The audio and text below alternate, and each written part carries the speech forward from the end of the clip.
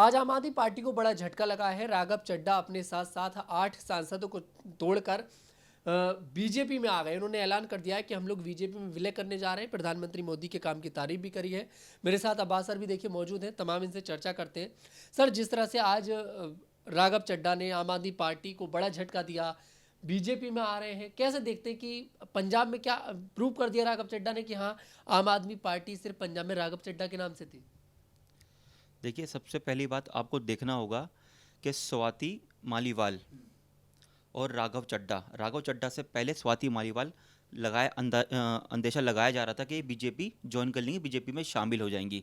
ऐसी कई घटनाएं देखने को मिली, लेकिन उनको मौका नहीं मिल रहा था कब बीजेपी में जाएं। दूसरा बात, जब हमने हाल ही में देखा, जब राज्यसभा से डिप्टी लीडर की पोस्ट से इनको हटा दिया गया राघव चड्ढा को, उसके बाद सोशल मीडिया पे चलने लगी कि ये भी बीजेपी ज्वाइन करेंगे। तो दो नाम ऐसे थे जो बीजेपी ज्वाइन कर सकते हैं, लेकिन शॉकिंग सबसे बड़ी बात यह है 2/3 सांसदों को बीजेपी में विलय कराना, मर्ज कराना। तो ये आज सबके लिए शॉकिंग है, ये सबके लिए शॉकिंग है, क्योंकि लोग यही सोच रहे थे कि राघव चड्ढा और स्वाति मालीवाल बीजेपी ज्वाइन कर सकते हैं। लेकिन अपने आप में बहुत बड़ी बात है, जिस राघव चड्ढा को डिप्टी लीडर के पद से हटाकर अशोक मित्तल को वहाँ उस पद पर बैठाया, अभी मुझे मुश्किल से लग रहा है 15 से 20 दिन हुए होंगे वो उस पद पर बैठे, और पद पर बैठने के बाद वो बीजेपी में शामिल हो गए।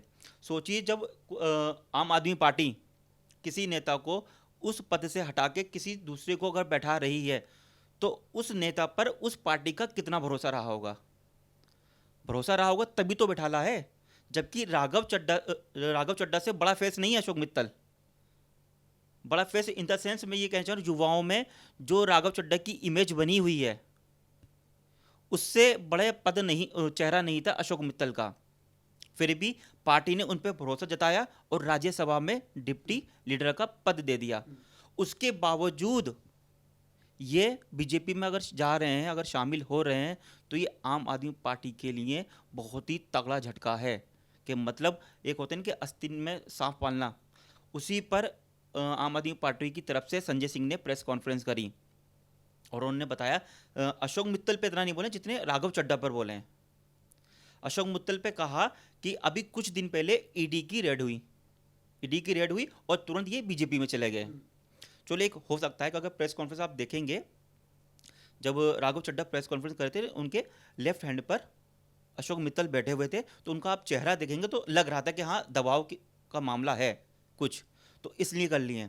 अब रही राघव चड्ढा की बात, और उनके साथ जो हरभजन सिंह हैं, कुछ नाम ऐसे हैं बहुत जो सारे नाम शॉकिंग हैं। है। एक बार आप नाम बता दीजिए। बिल्कुल, तो देखिए नाम स्वाति मालीवाल का नाम है, अशोक कुमार मित्तल जिनकी चर्चा हम कर रहे हैं उनका नाम है, संदीप पाठक का नाम है, हरभजन सिंह का नाम है, बलबीर सिंह सिचेवाल का नाम है, विक्रमजीत सिंह साहनी का नाम है, खुद राघव चड्ढा है। मतलब हम, चलिए आपने जैसे बोला कि मानते हैं कि चलिए अशोक मित्तल के ऊपर दबाव है ईडी वाला, जैसे संजय सिंह यहाँ पर कह रहे हैं।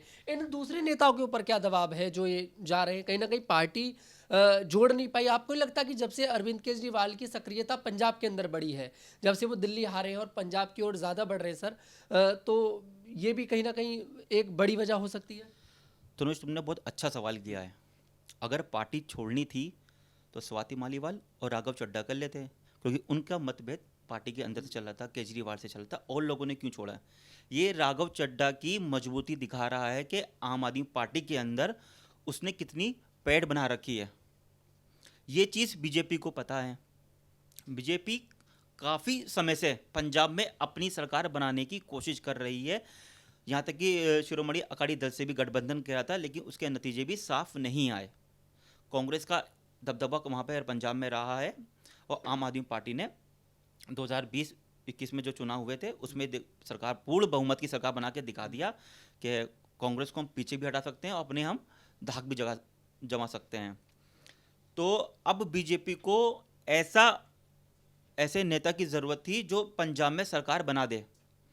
अभी हाल ही में अमित शाह ने रैली करी थी, उसमें ये कहा था कि अब पंजाब में हम अकेले लड़ेंगे, छोटे भाई की भूमिका में नहीं रहेंगे। साफ बात ये थी कि हम शिरोमणि अकाली दल से गठबंधन नहीं करेंगे, एक इशारा था। तो ये प्लानिंग अभी से नहीं, बहुत लंबे समय से चल रही है, मुझे लग रहा है। अभी आप राघव चड्ढा को मैं पूरी बात बताऊंगा। ये हमें अब पता चली खबर लेकिन इसकी प्लानिंग बहुत पहले से चली थी। राघव चड्ढा ने कई ऐसे मुद्दे हैं जो आम आदमी पार्टी के मुद्दों पे चुप्पी साधी। अरविंद केजरीवाल जेल गए, चुप रहे। आम आदमी पार्टी के कई बड़े लीडर जेल गए, चुप रहे, कुछ नहीं बोले। आम आदमी पार्टी को अंदेशा हुआ तभी उन्होंने डिप्टी लीडर के पद से हटा दिया। इसका मतलब था कि राघव चड्ढा कुछ बड़ा करने वाले हैं, या हो सकता है बीजेपी इनको अप्रोच कर रही हो लाने के लिए। इतना समय जो लगा है, राघव चड्ढा पढ़े लिखे नेता हैं, उनको भी पता है कि अगर मैं अकेला जाऊंगा तो मेरा कुछ नहीं होने वाला है। उन्होंने भीतर ही भीतर पार्टी के नेताओं को अपनी ओर कर लिया कि अगर मैं जाऊं तो आम आदमी पार्टी की आधे जो कार्यकर्ता, आधे जो नेता वो मेरे साथ रहें। आम आदमी पार्टी के लगभग 10 सांसद हैं और सबसे ज़्यादा पंजाब से हैं। अब साथ में ले आए, जब साथ में ले आए हैं बता तो दिया कि इतने लोग मेरे साथ आ रहे हैं, इसके बाद और आएंगे। राजस्व में राघव चड्ढा ने इतने मुद्दे उठाए हैं, आम लोग जो रोड पे चल रहे हैं ना, तो उनका हीरो बन चुके हैं कि यार राघव चड्ढा तो बहुत ज़मीनी नेता, हमारे लिए आवाज़ उठाई है, सब चीज़ कर रहा है, तो उनकी एक फेस वैल्यू बन गई है। अगर आप किसी से पूछेंगे आम आदमी पार्टी के 5 बड़े नेताओं का नाम बताओ, तो हो सकता है दूसरे नंबर पर राघव चड्ढा का नाम हो। अब आम आदमी पार्टी ने राघव चड्ढा को बनाया था पंजाब का प्रभारी बनाया, मेहनत करी बंदे ने, पंजाब में सरकार बनवाई। और जब दिल्ली में केजरीवाल मुख्यमंत्री थे तो सारा कामकाज कौन देख रहा था? राघव चड्ढा देख। भगवत मान भले ही मुख्यमंत्री हो, लेकिन सारा कामकाज जो चीज़ देख रहे थे ये देख रहे थे, ठीक है ना। जिसके बाद जब दिल्ली से सरकार इनकी आउट हो गई, केजरीवाल वहाँ पहुँच गए पंजाब में। अब हर लीडर, हर कार्यकर्ता का रहता है कि भाई मैं आज इतना हूँ तो आगे जाके फ्यूचर में इतना हो जाऊँ। हर किसी की अभिलाषा होती हैं, तमन्नाएं होती हैं, एक दुआएं होती हैं कि भाई मैं भी आगे जाके मुख्यमंत्री बनूं। जब एक चाय बेचने वाला प्रधानमंत्री बन सकता है तो एक पढ़ा लिखा भी, मुझे लगता है वो भी, उसके भी सपने हो सकते हैं कि वो मुख्यमंत्री देख सकता है। जब पंजाब का प्रभारी बनाया गया तो उसके भी कुछ तमन्नाएं आई होंगी कि मैं भी मुख्यमंत्री बना। हो सकता है कि आने वाले कुछ समय में अगर बीजेपी पंजाब में कुछ बड़ा करती है तो ये लिख के ले लीजिए, बीजेपी की तरफ से राघव चड्ढा मुख्यमंत्री के फेस हो सकते हैं। बीजेपी के पास वैसे भी कोई बहुत बड़ा चेहरा पंजाब में है नहीं। ये है, इन्होंने पंजाब में काम किया है, लोग, पंजाब के लोग इनको पसंद करने लगे हैं। आधे सांसद ये आ गए हैं, उन्होंने जो चीज़ आम आदमी पार्टी सरकार ने किए हैं उसमें शामिल रहे हैं। ये अपना मैनिफेस्टो लेके जाएंगे कि हमने किया था, आम आदमी पार्टी झूठी है, जो चीज़ लेकर आई थी वो काम करी। आज उन्होंने अपनी प्रेस कॉन्फ्रेंस ये कहा। अगर जब राघव चड्ढा ने प्रेस कॉन्फ्रेंस करके कह दिया कि मैं बीजेपी में जा रहा हूँ, इसके तुरंत 10-15 मिनट के भीतर ही आम आदमी पार्टी के संजय सिंह ने प्रेस कॉन्फ्रेंस करी। इसका मायने क्या है कि मतलब इनको पता था सुबह से ही कि मतलब कई दिनों से कि ये करेंगे, ये ऐलान करें, हम पलटवार करें। उन्होंने फोकस ही पंजाब इलेक्शन को लेकर ही किया है। अगर उनका बयान देखेंगे, उनकी प्रेस कॉन्फ्रेंस सुनेंगे, तो वो साबित करने पे तुले पड़े हुए हैं कि जितने भी गए ये सब गद्दार हैं। इन लोगों ने किसानों के साथ धोखाधड़ी की है और ये पंजाब के लोगों के साथ इन्होंने धोखा किया है। मतलब उनको भी लग रहा है, उनको पता है भीतर ही भीतर जितने लोग गए हैं, ये पंजाब इलेक्शन जो 2027 में फरवरी में होने वाले हैं उसमें ये कहीं ना कहीं डेंट बिठा देंगे। चलिए अभी सर ये बताइए, ये तो इस बारे में बात तो सब कर रहे हैं, अभी क्या देखते हैं, क्या आम आदमी पार्टी टूटता हुआ देख रहे हैं आम आदमी पार्टी को? क्योंकि दिल्ली में तो सरकार गई, दिल्ली की तो बातें खत्म करी है, बस पंजाब में सरकार है, वहाँ पर भी 2/3 सांसद वो बीजेपी में लेकर जा रहे हैं, राघव चड्ढा। तो अब आप कैसे देख रहे हैं, क्या दूसरी पार्टियों की तरह हाल अब आम आदमी पार्टी का भी हो गया है, टूट चुकी है आम आदमी पार्टी? देखो, मेन मकसद जो था, जो मुझे लगता है इनका अपनी पार्टी में लाने के लिए, बीजेपी का मेन मकसद यही है कि अब पंजाब राज्य को जीता जाए। इनके जहाँ जहाँ सरकार नहीं बनी है वहाँ वहाँ पर बीजेपी तगड़ा खेल कर रही है। चाहे बंगाल का देख लीजिए, तमिलनाडु में देख लीजिए, अब पंजाब पर भी निकला है कि पंजाब में इलेक्शन होने वाले हैं, तो पंजाब की इन्होंने तगड़ी फील्डिंग कर रखी है और ऐसे नेता लेकर आए हैं कि पंजाब में टक्कर दे सकते हैं। और कहीं ऐलान कर दिया कि यही मुख्यमंत्री रहेंगे तो आम आदमी पार्टी की जड़ें हिल जाएंगी। दिल्ली से तो गायब हो गए हैं, पंजाब से भी गायब हो जाएंगे, कांग्रेस को वहाँ कोई अभी पूछ भी नहीं रहा है, फिर टक्कर रह जाएगी, त्रिकोणीय मुकाबला हो जाएगा एक तरह का कहना जाए तो। और रही कि पार्टी की बात, राघव चड्ढा जैसे ही शामिल हुए उन्होंने कहा कि अभी और लोग भी आएंगे, भले ही संजय सिंह ना आए, मीटिंग चल रही, भले ही संजय सिंह ना आए, वो अभी वफादार बने हुए हैं तो शायद वहीं रहेंगे, तभी गुस्से में आज बोल रहे थे।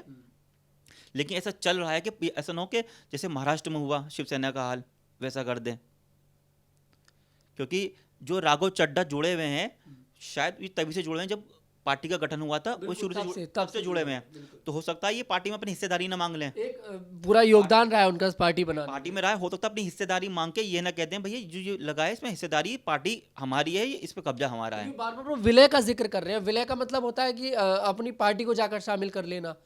तो अब राघव चड्ढा की तो कोई पार्टी है नहीं जो अपनी पार्टी को वो जाकर शामिल करेंगे। तो कहीं ऐसा तो नहीं है कि आम आदमी कोई टू पार्टी आ रही हो उसको विलय करने की बात कर रहे हो वो।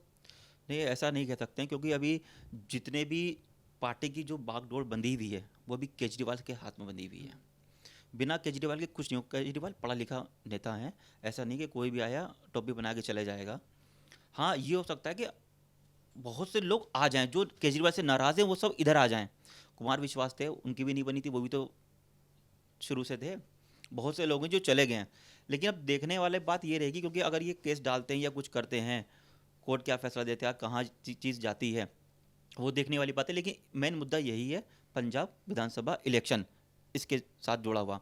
अभी देखिए अब आम आदमी पार्टी का क्या होता है, ऐसा ना हो पूरी पार्टी को आधे को तोड़ के ले जाएं, क्योंकि राघव चड्ढा की इमेज युवाओं में बहुत ही गहरा छाप छोड़ चुकी है और लोग उनके दीवाने हो चुके हैं। जिस तरह से वो बात करते हैं, डिफेंड करते हैं, है ना, मुद्दों को सही से एक्सप्लेन करते हैं, तो वो एक बढ़िया करके लोगों के दिलों में दिमाग में बैठ गए कि भाई ये इससे अच्छा नेता नहीं हो सकता है। तो ये चीज़ें चल रही हैं, बाकी फ्यूचर में देखेंगे आगे होता क्या है। लेकिन बहुत शॉकिंग है, नाम थे कि ये बीजेपी में जाएंगे स्वाति मालीवाल लेकिन अपने साथ और राघव नाम चड्ढा, लेकर आ ये लेके आके मैं खुद शॉक हूँ, और मुझे लग रहा हर कोई देश का एक एक आदमी शॉक्ड होगा कि इतने कहाँ से ये सांसद बीजेपी में शामिल करा रहे हैं। मुझे लग रहा है ये प्लानिंग चल रही थी बहुत पहले से सबको साथ लाने के लिए। सबसे बड़ी बात एक नोटिस की होगी, प्रेस कॉन्फ्रेंस में उन्होंने कहा है कि एक लेटर हमने तैयार किया है जिनमें सांसदों ने साइन किए बाकायदा। ऐसा ना हो कि खाली मुंह से बुलवा लिया, ऐसा नहीं है, बाकायदा साइन करके उपराष्ट्रपति को भेज दिया है, जो राज्यसभा के स्पीकर भी हैं, कि हमारे साथ इतने लोग हैं, हम बीजेपी के साथ मर्ज करना चाहते हैं।